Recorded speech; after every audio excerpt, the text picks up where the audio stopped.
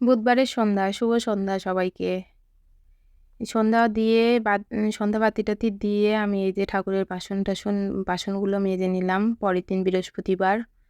বৃহস্পতিবারে বাসনগুলো সব মেজে রাখি।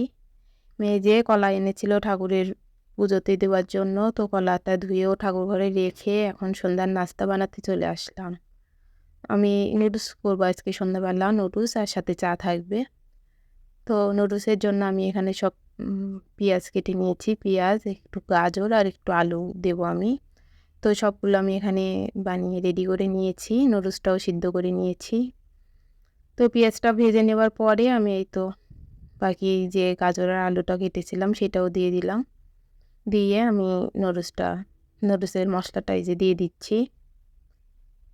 দিয়ে একটু ভাজা ভাজা করে নিয়ে আমি দিয়ে দেবো ডিম।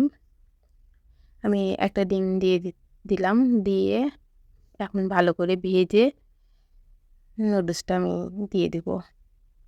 ভিডিওটা যদি আপনাদের ভালো লেগে থাকে তাহলে লাইক, কমেন্ট, শেয়ার করে দিবেন। এখন আমি নুডলসের সবজিটা ভালো করে